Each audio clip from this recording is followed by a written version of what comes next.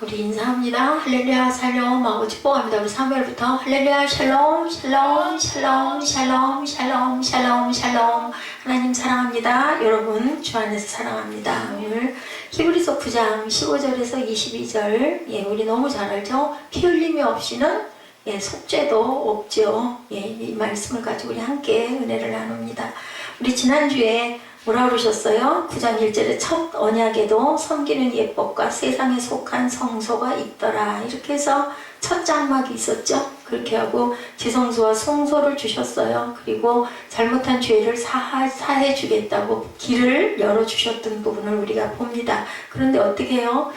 사람 피가 아니죠. 당연히 염소와 소와 양과 이런 것들의 피를 바르는 그러한 속죄, 1년에 한 번씩 숫자만큼 양들이 희생을 되는 그러한 일들을 단번에 오신 예수 그리스도께서 영원한 언약을 세워주셨다. 대제사장 되시는 그분께서 그렇게 말씀하시는 부분을 우리가 함께 나눴습니다.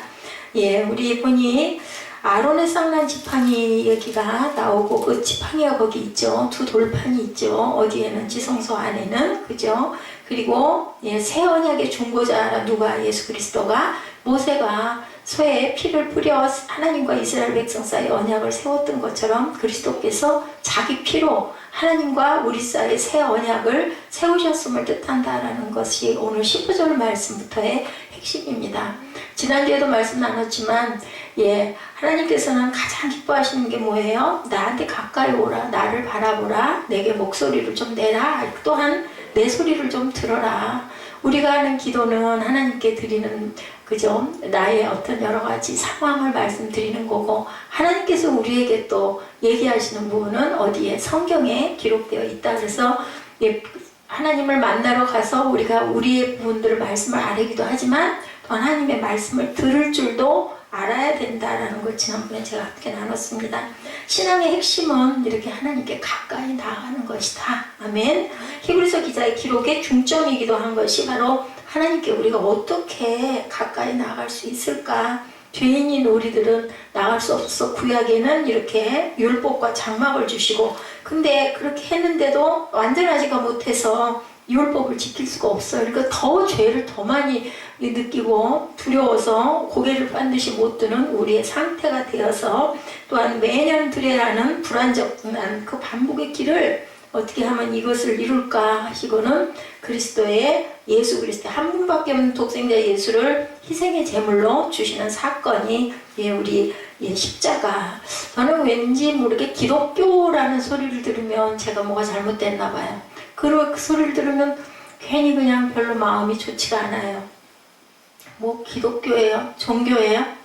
하나님 믿는 게, 예수 믿는 건 저는 종교라고 생각하지 않습니다. 근데 맞죠? 기독교 맞는데도 기독교라는 얘기를 하면은 왠지 모르게 마음이 조금 좋지가 않아요. 그냥 하나님 사랑, 하나님 사랑, 예수님 사랑, 그리고 나의 구원, 내 구속, 십자가는 그렇게 느껴집니다.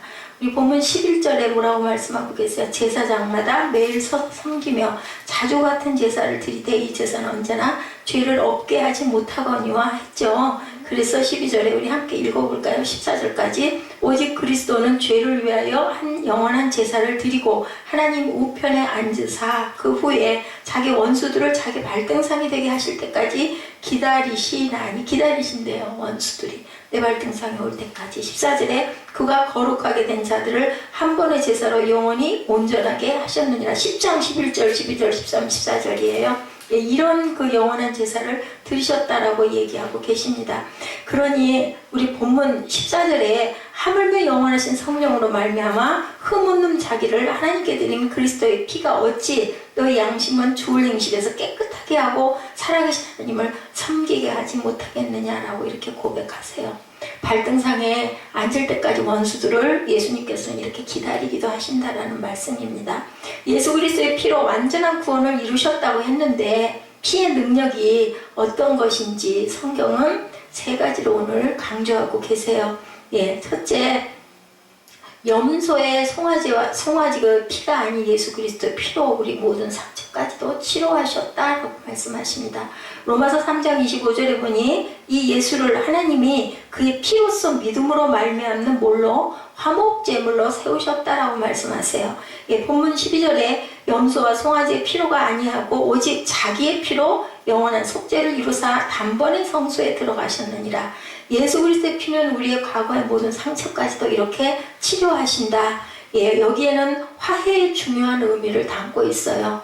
우리가 서로 교제할 때 뭔가 잘못했어. 그러면 어떻게 해야 돼요? 사과해야 되잖아요. 그리고 사과를 또 받아줘야 되잖아요. 그래야 아무렇지도 않게 서로 오히려 더 그냥 나도 잘못했어. 아유 그래 아니야 나도 부족했어. 이렇게 해서 화해가 되는 거지. 한쪽에서만 얘기하고 한쪽에서는 딱 버티고 이러고 있으면 더 관계가 나빠지죠. 이 똑같은 말씀을 하시는 거예요.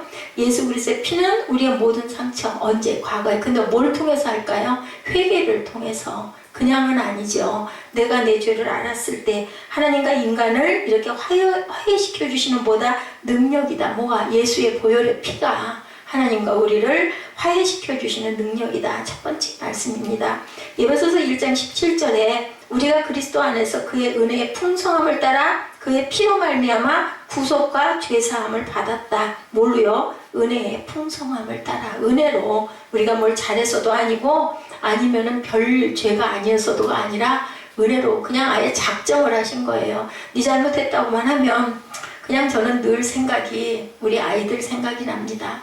자식이 미워 보기 싫어요. 말 안 들으니까. 근데도 잘못했어요 하고 얘기하면 근데 입에만 바른 그냥 말로만 하는 잘못했어요가 아니라 또 이 말도 하다 보면 저는 아들 생각이 나는데요. 말로만 하는 게 아니라 왠지 똑같은 잘못했어요 하는 소리 중에서도 어쩌다가 한 번쯤은 정말 본인이 잘못한 것 같네 라고 여기는 표정이 있을 때 그래 금방 또 풀어지죠. 그래도 뭐 이거 먹을래 저거 먹을래 사모엘아 이렇지 않니? 하고 얘기하게 되는 이 사랑 그 능력 그것이 누가? 예수 하나님이 우리 안에 마음을 주셨다. 어떤 마음? 사랑의 마음을 주셨다고 생각을 합니다.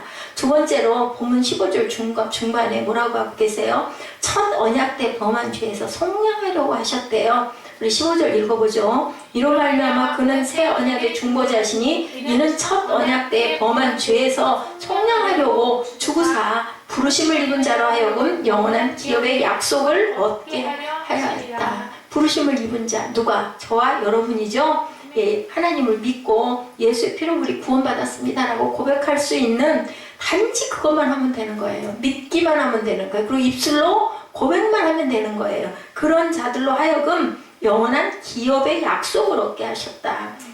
한 첫 번째는 화해의 능력을 부어주셨다. 잘못했어요 해야 서로 화해가 되잖아요. 친구끼리도 부모와 자식끼리도 그죠? 또한 이웃끼리도 아니면 부부끼리도 아유 미안해 아니야 그래 내가 좀 심했어. 서로 이렇게 하는 화해의 능력. 두 번째는 영원한 기업의 약속을 받게 하려고 하셨다. 뭘로? 예수의 피로 말미암아 우리의 구속 죄사함을 받았다. 피로 인해서 죄가 용서를 받았다. 뭐라고 했어요? 아들이 있는 자는 영생이 있고 이 말씀이죠. 아들이 없는 자는 영생이 없다라고 말씀하고 있어요. 그럼 아들이 뭐예요? 아들이 예수가 우리 안에 있는 자는 영원한 삶을 살 수 있다. 우리 안에 예수가 없는 자는 영원한 생명에 들어갈 수가 없다. 항상 이 얘기할 때는 유정란 생각이 나요. 우리 안에 씨가 있을 때 예, 그리스도의 씨가 있어야 되겠죠. 예수 그리스도의 피를 통해서 하나님의 자녀가 되었어요. 이제는 우리가 세상의 자녀가 아니라 하나님의 자녀라는 것. 과거의 모든 허물까지도 씻어주셨고 상처투성인데 내면의 모든 것도 눈동자같이 다 알고 계시기 때문에 누구에게도 말 못하는 모든 것도 우리는 기도를 통해서 아니면 간증을 통해서 그죠? 그래서 저는 예수 믿으면 우리가 교회 안에서 서로 성도끼리의 그 하나가 됐을 때는 어떤 것도 얘기를 해도 그게 허물이 되거나 흉이 되지 않는다고 생각해요. 뭐 목사라고 잘못이 없겠어요. 뭐 완벽하겠어요. 서로 성도 간에 교통해야 되죠. 우리는 모두 다 성도예요.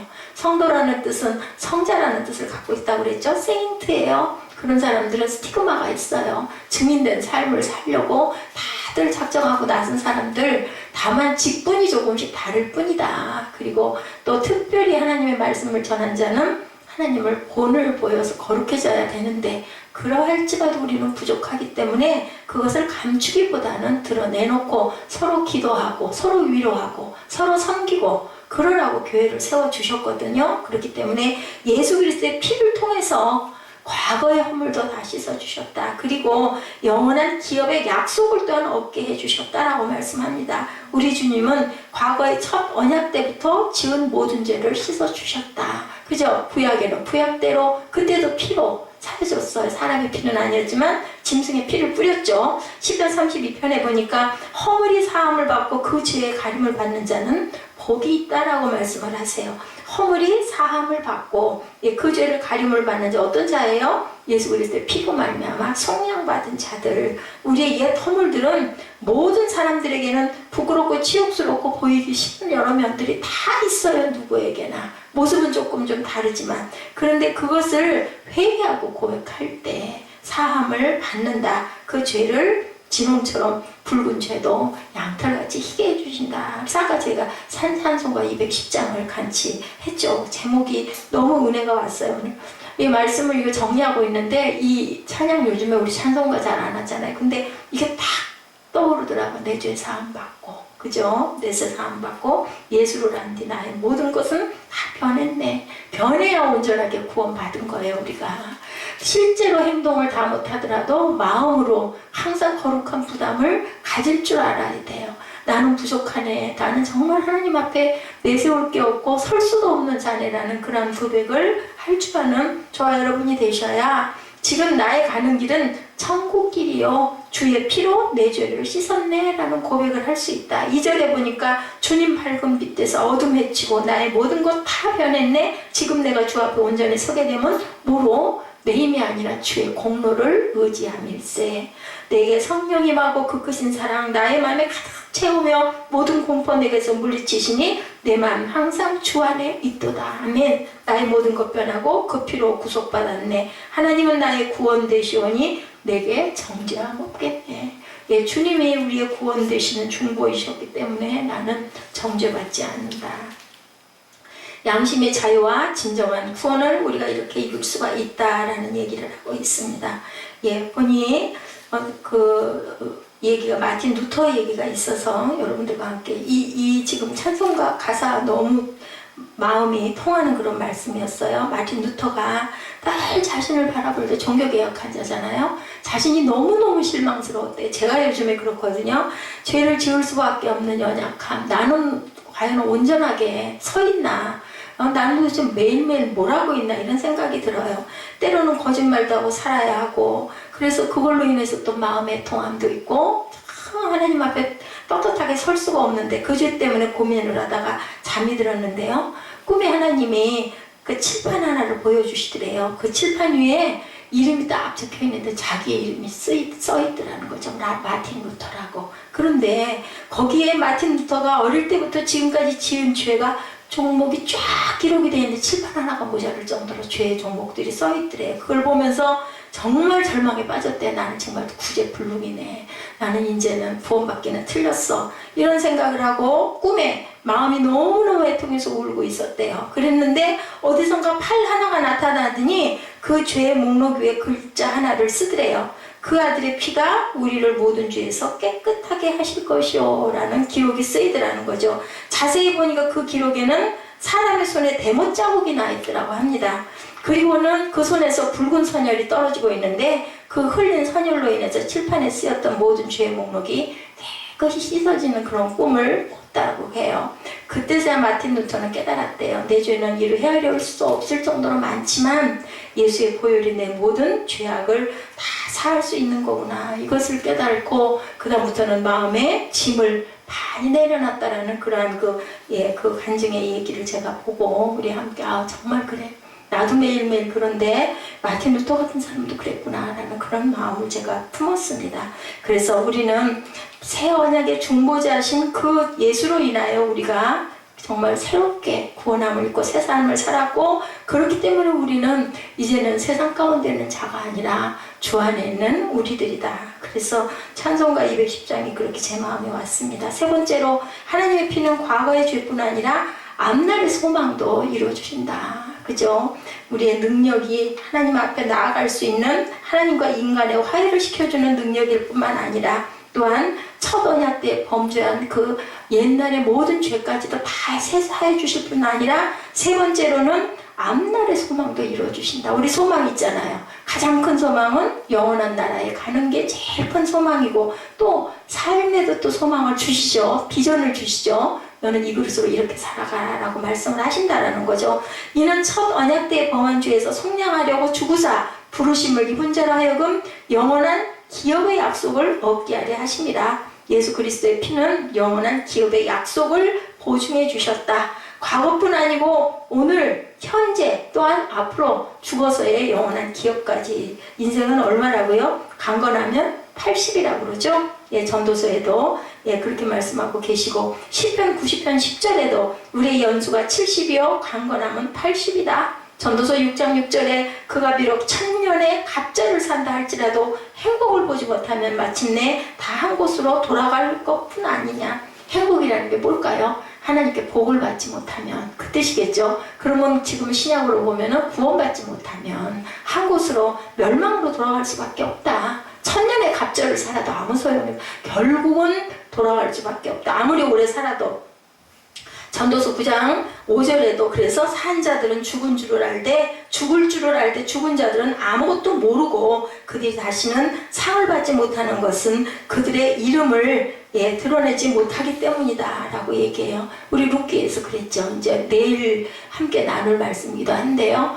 예, 기업을 나는 무르지 않겠다. 처음에는 내가 그렇게 하겠다 라고 약속을 했는데 룻의 가문의 그 가계를 이어야 된다 하니까 안 하겠다. 나에겐 손해가 나기 때문에 안 하겠다. 그 사람 이름을 뭐라고 나타냈냐면요. 아무개라고 나왔어요. 아무개. 이름이 없는 자. 왜 이름이 없을까? 사람이 아니라는 거죠. 왜냐하면 하나님의 법도를 어긴 거예요. 하나님께서 율법으로 주셨는데 그걸 보면서 우리는 세상에 나와서 이름 없는 사람은 아무도 없거든요. 근데 하나님의 생명체에 이름이 없다는 거예요. 우리가 깊이 영적으로 생각을 해보면 요한일서 1장 7절에 말씀합니다. 그 아들 예수의 피가 우리의 모든 죄에서 깨끗하게 하실 것이요. 예, 우리는 꿈을 품는다 해도 기억이 있고 내가 나 뭐 될 거야 하고 예를 들어 10살 때부터 5살 때부터 15살 때부터 해서 80년까지 간다 해도 그래봐야 60년 아닐까.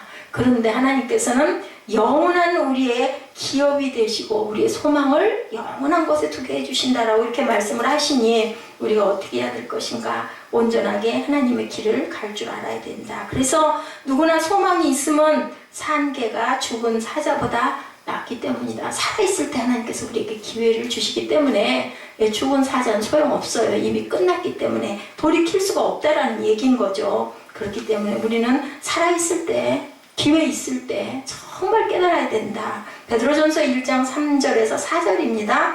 우리 주 예수 그리스도의 아버지 하나님을 찬송하리로다. 그의 많으신 긍휼대로 예수 그리스도를 죽은 자 가운데서 부활하게 하심으로 말미암아 우리를 거듭나게 하사 산 소망이 있게 하시며 4절에 썩지 않고 더럽지 않고 쇠하지 아니하는 유업을 있게 하시나니 곧 너희를 위하여 하늘에 간직하신 것이라. 누구를 위하여? 예, 나를 위하여 하늘에 간직한 산 소망을 있게 하셨다. 죽이고 싶지 않으신 거예요. 어떤 부모가 자녀를 죽게 하고 싶겠어요. 우리가 생각만 해봐도 그렇죠? 하늘 아버지는 얼마나. 그것이 바로 피의 능력이라는 겁니다. 그래서 보혈을 흘려 주셨다는 겁니다. 한 사람도 아까 제가 10장 말씀 우리 함께 했었잖아요. 뭐라고요?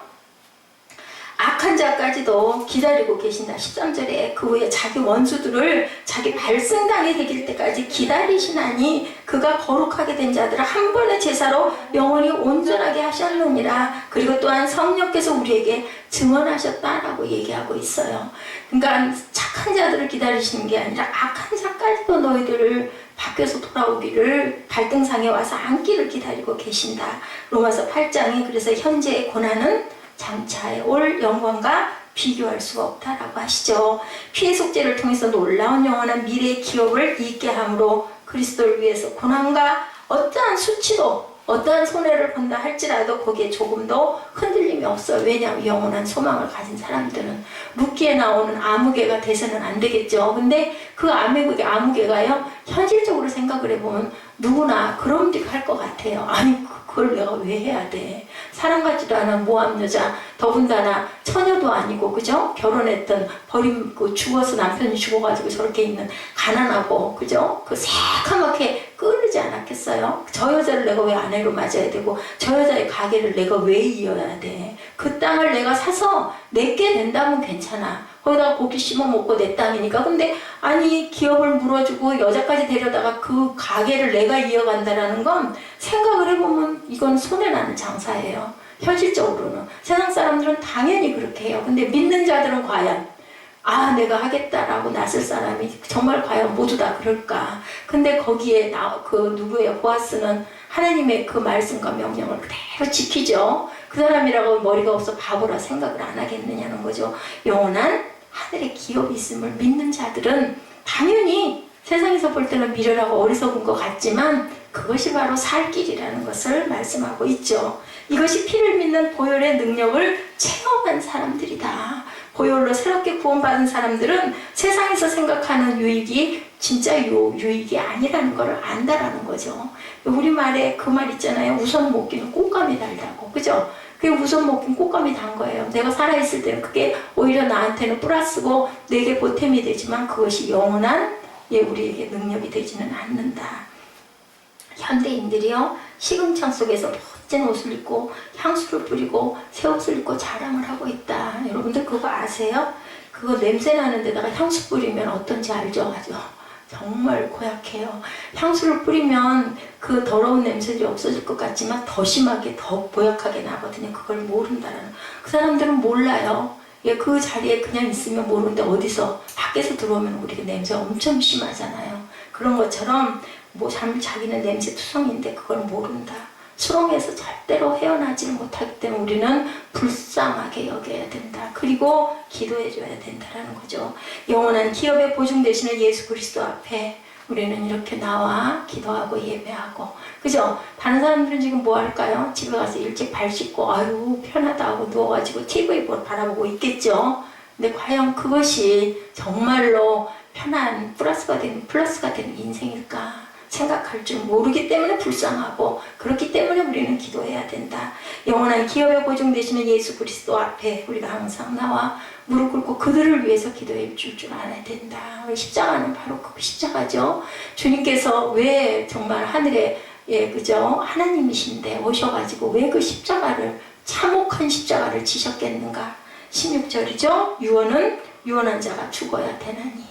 유언을 했는데 안 돌아가면 유언이 효력이 없어요. 상속을 해줄게. 내 재산 이 자식한테 주세요 했는데 내가 살아있으면 그 유언장 써놓았다도 이 유언장에 효력이 없다라는 거죠. 아버지는 자기가 죽을 것을 예고하고 유언장을 써놓았지만 살아계시는 한 그 유언은 효력이 없다. 그러니까 결국은 돌아가셔야 된다는 거죠. 주님께서 언약의 중보자가 되시고 엄청난 약속을 우리에게 해주셨는데 언약의 효과는 십자가에 못 박혀 돌아가시고 나야 된다. 자, 놀라운 사실이 헬라어의 언약과 유언이 같은 단어예요. 디아데케이 여러분들 들어보셨죠? 이 단어가 언약이기도 하고 유언이기도 해요. 그럼 언약은 바로 이꼴 유언이라는 말씀인 거죠. 십자가에 못 박혀 죽으심으로 말미암아 피 흘려 돌아가심으로 말미암아 이제 그 능력을 발휘하게 되었다. 돌아가셨기 때문에 그것이 너희에게 복된 줄 알아라. 내가 가는 것이 너희에게 유익이라고 말씀하셨죠? 어느 곳에서나 내가 너희와 함께 있을 수 있으니까. 지금은 내가 갈릴리 여기 나사렛 여기 있지만 내가 돌아가고 나면 영이 되셔서 우리 안에 누구에게나 어떤 자들 부르고 찾는 자들 안에 내가 함께 있겠다고 그러죠. 근데 그 능력을 소유하고 힘입지를 못하고 있어요. 저와 여러분들도 마찬가지예요. 그죠? 휴지 조각처럼 성경을 믿고 사는 사람들이 너무나 많다.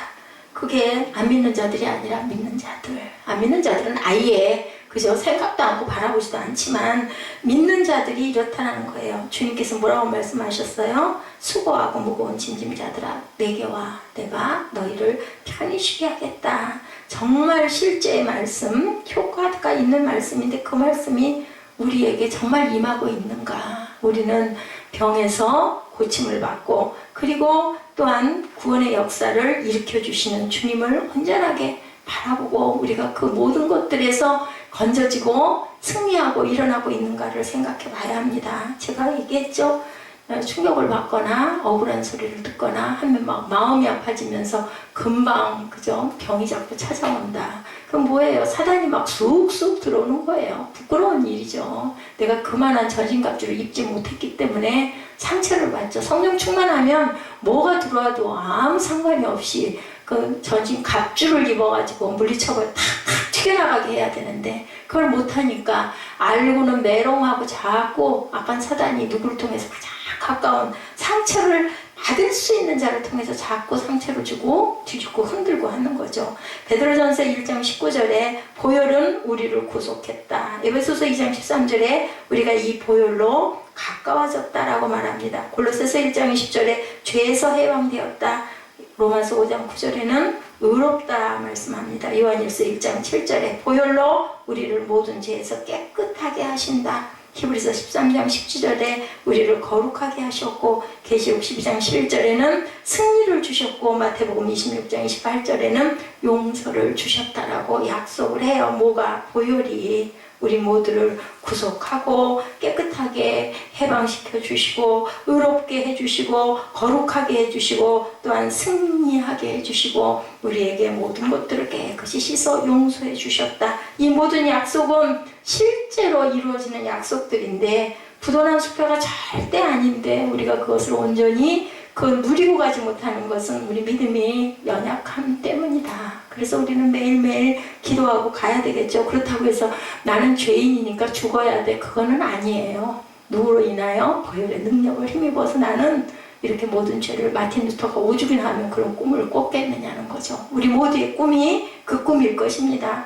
자, 17절에 유언은 그 사람이 죽은 후에야 유효한즉 유언한 자가 살아있는 동안에는 효력이 없다. 보혈의 피는 우리 주님의 죽음을 의미하며 이것은 언약의 능력을 의미한다. 18절에 이러므로 첫 언약도 피 없이 세운 것이 아니다. 그죠? 모세가 율법대로 모든 계명을 온 백성에게 말한 후에 송아지와 염소의 피 및 물과 붉은 양털과 우슬초를 취하여 그 두루마리와 온 백성에게 뿌리며 이와 같이 피를 장막과 섬기는 일에 21절 섬기는 일에 쓰는 모든 그릇에 뿌렸느니라. 이렇게 제사 예법을 여기서 얘기하고 있죠.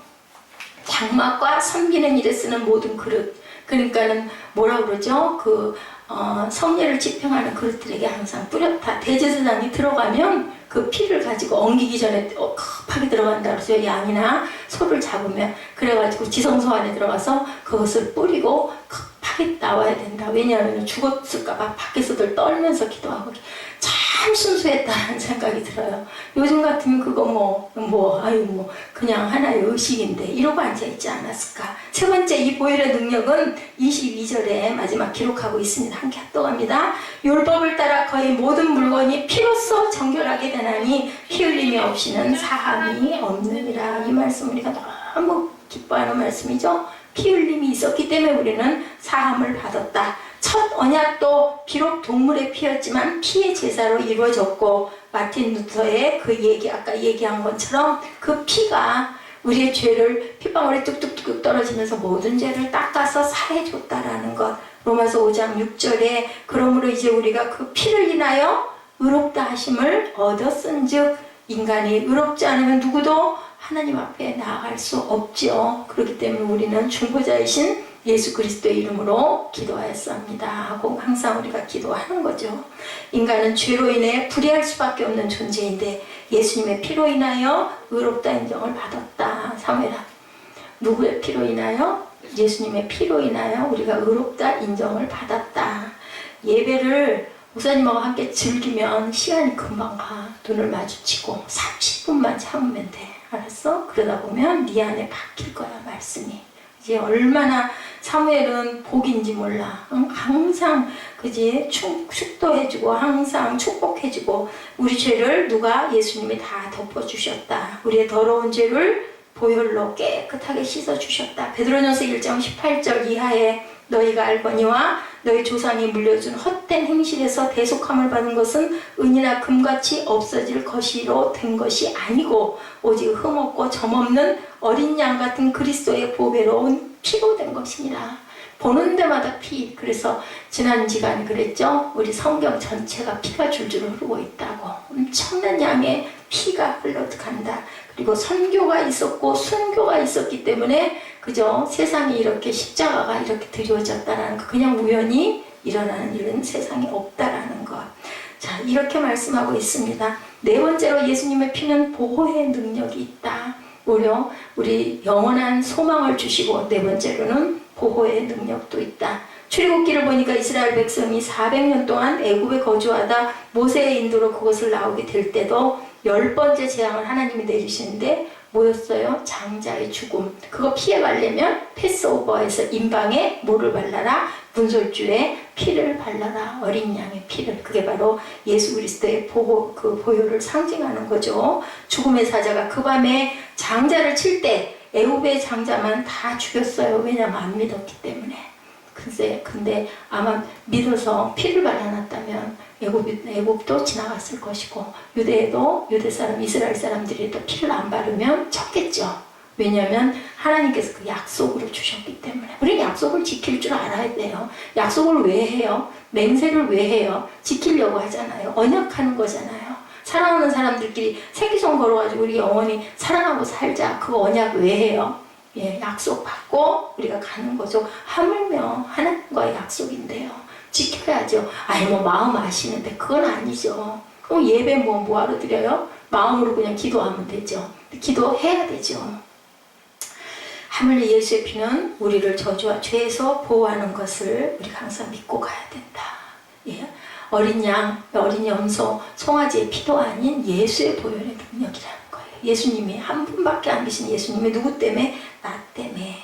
그 피로 우리를 이렇게 귀하게 쓰신다. 21, 2절에 이와 같이 피를 장막과 섬기는 일에 쓰는 모든 그릇에 뿌렸다. 율법을 따라 거의 모든 물건이 피로 정결케 되나니 피 흘림이 없은즉 사함이 없느니라. 우리도 그릇이잖아요. 우리도 우리 그릇에 주님의 피가 떨어짐으로 우리가 모두 정결케 돼서 그릇이 쓰임을 받는다. 우리가 그릇이 닦인 그릇이 아니면 안 쓰인다고 할 때 그때 우리는 무슨 생각해요? 우리 주방에서 그릇 먹고 씻는 거 생각하잖아요. 근데 보혈의 피의 능력이 우리를 씻는 거예요. 그렇게 생각을 하시고 기도하시기 바랍니다. 그래서 성찬을 한 달에 한 번씩 받죠. 물론 비록 포도주지만 그게 예수의 피다. 우리가 그걸 기념하고 가는 겁니다. 네 번째로 첫 언약도 동물의 피였지만 피로 세운 언약이었고, 이스라엘 집 사람이나 그들 중에 거류하는 거류민 중에 무슨 피인지 먹는 자가 있으면 내가 그 피를 먹는 그 사람에게는 내 얼굴을 다하여 백성 중에서 끊으리라 라고 얘기했어요. 레위기에 이 말씀을 하고 계시죠. 육체의 생명은 피에 있습니다. 내가 이 피를 너에게 주어 제단에 뿌려 너희 생명을 위하여 속죄하게 하였나니 생명이 피에 있으므로 피가 그 죄를 속하였느니라. 그래서 구약에는 피를 못 먹게 했어요. 왜냐하면 피가 흘렀다는 건 누군가 죽었다는 거잖아요. 죽음을 의미하는 거잖아요. 언제부터 시작됐어요? 가인과 아벨 때부터. 땅에서 피가 운다라고 얘기를 해요. 죽어서, 그죠? 동생이 죽어가지고 피를 흘림으로 말미암아 죄의 속죄를 하게 하시는 예수 그리스도. 이 세상에서 누가 아까 얘기했죠? 행복이 없으면은 영원한 한 곳으로 간다라고 전도서 말씀. 어떤 사람이 그러면 복된 자일까? 시편 32편에 말씀하네요. 허물이 사함을 얻고 그 죄가 가리움을 받은 자는 복이 있다.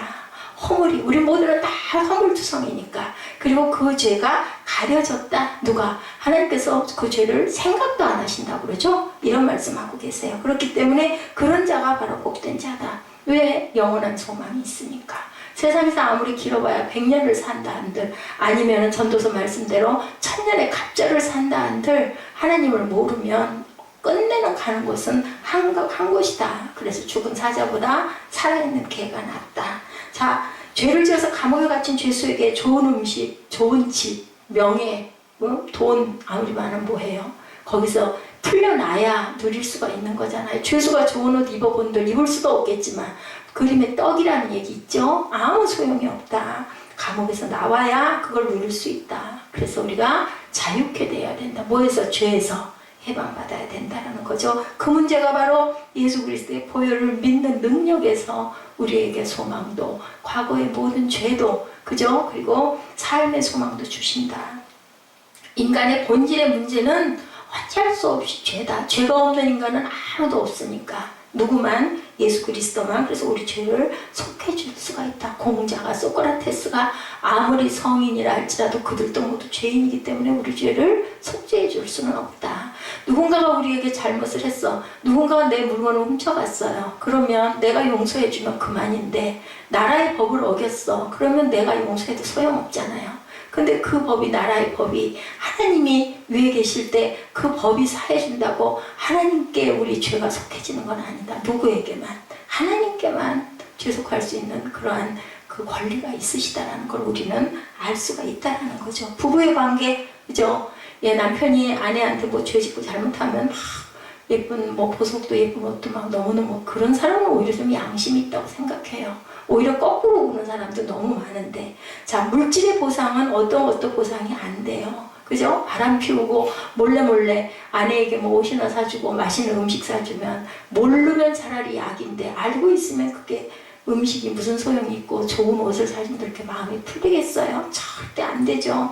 근데 우리가 이 부분에서 살아남을 수 있는 건 용서할 때, 그죠? 이해할 수 있고 공감이 형성이 된다. 용서하지 않는 부분은 율법적으로, 법적으로 사는 부분은 건 부부관계가 아니에요. 무서운 관계가 되죠. 사랑이 존재하지 않기 때문에. 저는 그때 봤던 동영상 생각이 늘상 나요. 그 아기 태아. 그 태아가 사람의 손길이 가지 않으면 결국은 죽기도 한다. 맞아요. 생명에 사랑이 있지 않으면 어떤 생명도, 하물며 꽃도 그렇잖아요. 물 줄 때도 정성껏 물을 주지 않으면 꽃이, 우리 교회는 또 특별하긴 하지만 저기, 그리고 똑같은 층에 있는 저기 장각에는 꽃도 화분들이 어쩜 그렇게 이쁜지 몰라. 꽃도 잘 피어있고. 근데 우리 교회는 뭐만 오기만 하면 죽어요. 그죠? 참 마음이 안타까워요. 서로의 입장에 대해서 이해해줘야 된다. 일방통행은 없어요. 예, 꼭 내가만 다 잘해서 상대방이 잘못한 게 아니라 내가 잘못한 거 있기 때문에 상대방도 상처를 받았을 것이고, 상처로 인해서 또 내게 돌아오는 화살도 있다라는 걸 생각을 해야 된다. 이렇게 우리는 누구에게나 허물이 있다. 서로를 용서하고 서로 입장에 대해서 이해하고 기도하고 용서해야 된다. 누구를 위해서? 나를 위해서. 내가 온전하게 구원받고 복되게 살아가려면 속에 그런 맺힌 게 있어서는 안 된다. 그래서 하나님께서 말씀하시죠. 해가 질 때까지 분을 품지 말라 그러시네요. 해가 넘어가기 전에 풀어버려라 말씀합니다. 구약에서 용서가 세 가지 단어로 쓰이고 있는데요. 덮는다, to cover, 치운다, to lift away, 그리고 보낸다, 멀리 보낸다, to send away, 이렇게 말씀하고 있습니다. 덮어버리고 치워버리고 멀리 보내버리는 그러한 용서를 우리가 할 줄 알아야 된다.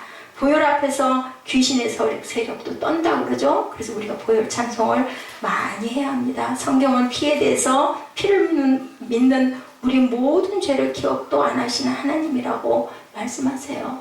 피를 믿는 자들, 그냥 말고 예수의 피를 믿는 자들은 모든 죄를 하나님께서는 기억도 안 하신다. 죄를 통해서 서가 먼 것처럼 멀리, 아까 얘기했죠? 치워버린다. 그리고 우리 등 뒤로 던져버린다. 아주 도말해버리신다고 얘기하세요. send away, to cover, 또한 to lift away 기억하시기 바랍니다. 치워버린다, 덮어버린다, 멀리 보내버린다. 우리가 영어를 잘하는 게, 저는 항상 그 생각을 해요. 많은 유익이 되겠구나. 그래서 노력을 합니다. 열심히. 그래서 영어를 잘하면, NIV를 잘 이해하면 은혜가, 또 특별한 은혜가, 또 거기에서 또 조금 더 나가서 원어 사전을 잘 이용하고 바라볼 줄 알면 깊은 영적인 진리를 느낄 수가 있어요. 우리 한글 성경으로는 다 이해가 되지 않기도 하죠.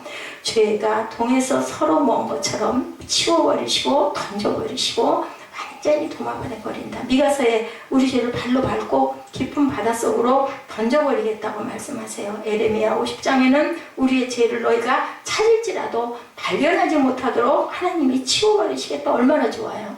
우리가 죄가 있지만 피를 믿으면 모든 죄를 덮어버리고 멀리 던져버리고 바닷속에 감춰버리고 아예 흔적도 없이 기억도 안 하시겠다고 보혈은 이렇게 용서를 우리에게 가져왔다. 피 흘림이 없이는 사함이 없다. 용서에는 피의 대가가 있다는 것을 여러분 믿고 그 부분을 우리가 감사하시기 바랍니다. 죄는 누가 용서한다고요? 하나님만이 용서하실 수가 있다. 국가가 용서하는 것도 아니고요. 내가 용서한다고 용서가 되는 것도 아니고, 예, 그 형벌은 누가 받으셨어요?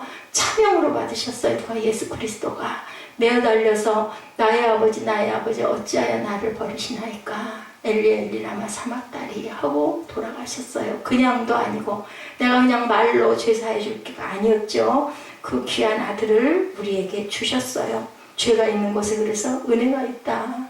은혜로 우리를 덮어주셨기 때문에 우리의 죄가 깊으면 깊을수록 그 은혜가 누구의 피로? 보혈의 피로. 그럼 우리가 죄를 잘못하고 용서를 구할 때 하나님께서는 그래 내가 내 아들 예수의 피로 너 용서해 줄게 하면서 반복해서 죄를 질 때마다 하나님께서는 아들 독자가 십자가에 못 박히신 그것을 기억한다. 얼마나 마음이 아프실까.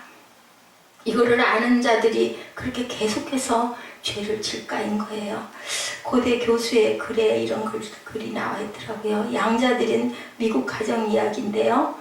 살만해서 양자를 데려간 줄 알았는데 나중에 가서 직접 보니까 광부 부부들이에요. 광부 부부. 자기 아이들까지도 몇 명씩이나 있는데, 그런데 이 사람들은 예수의 하나님의 그 은혜로 너무나 크게 감사해서 하나님의 말씀을 실천했다라고 말을 하더래요. 둘이 열심히 벌지 않으면 살 수가 없는 그런 여유가 있는 가정이 아니라, 우리는 양자 드렸다고 하면 여유가 있으니까 아이 하나쯤 데려다 더 기르시나 보지 하잖아요. 근데 그게 아니었더라고 하네요. 또한 가난한 신학생들에게 헌금을 보내서 공부시키는 유학생들 공부시키죠. 그런 학자금들 나와서 그 목회할 사람들이 가서 공부 신학을 하는 경우가 있어요. 근데 그런 사람들도 그렇게 여유 있는 사람들이 아니더라는 거예요. 실제 가서 보니까 눈물을 흘리며 보내는 그 도움들이 정말 대가를 치른 귀한 것들이다. 그래서 그런 얘기 있잖아요. 돈이 많고 부유한 사람들이 누굴 돕지를 않아요. 어렵고 자기가 정말 가난했던 시절이 있는 사람들이 정말 한 푼 두 푼 모아가지고 선교를 하기도 하고 어려운 사람들을 구제를 하기도 한다. 그래서 남는 돈으로 하나님께 그저 한 푼 드리는 거는 온전한 헌금이 아니고 그것은 구제가 아니라는 얘기를 합니다. 그래서 눈물을 흘리며 씨를 뿌리는 자가 기쁨으로 단을 거둔다고 하죠. 선교사를 보내고 구제를 하는 그 사람들이 여유가 많고 있어서 내놓는 것들이 아니다. 쓰고 남는 것들을 주님께 드리는 것은 헌금이 아니라는 얘기를 하고 계십니다. 주님 또한 아픔의 대가로 가시면서까지 우리에게 구원을 약속해 주셨다. 그래서 오늘도 말씀하시네요. 수고하고 무거운 짐진 자들아 다 내게로 오라. 내가 너를 쉬게 하리라. 이 쉼이 뭘까요? 자유의 안식이죠. 참 자유의 안식을 누리시기 바랍니다. 그리스도의 품 안에 들어온 그 모든 자들에게 하나님께서는 치유를 주시고 회복을 주시고 또한 소망을 주시고 영원한 영생까지 주신다. 양과 소와 염소의 피로 뿌린 그 피가 아니라 자신의 피로 물로 우리에게 구원과 용서를 하셨다. 은혜의 피의 강에 여러분들의 죄를 씻으시는 저와 여러분 되시기 바랍니다. 이사야 1장 18절이죠. 오라 우리가 변론하자. 너희 죄가 주홍같이 붉을지라도 눈과 같이 희어질 것이고 진홍같이 붉을지라도 양털같이 희어질 것이다. 엄청난 대가를 치르신 주님께서 우리에게 용서의 잔을 보혈제를 마시라고 오늘도 초청하시네요. 그래서 우리들은 이렇게 주님 말씀 속에서 은혜를 받고 또 한번 벌떡 일어나는 역사가 우리 교회에 또한 우리나라에 그리고 하나님의 나라에 임하시기를 주님의 이름으로 축복합니다. 우리 아까 찬양했던 찬송가 210장 한장하시고 결단하시고 축도로 예배를 마치도록 합니다.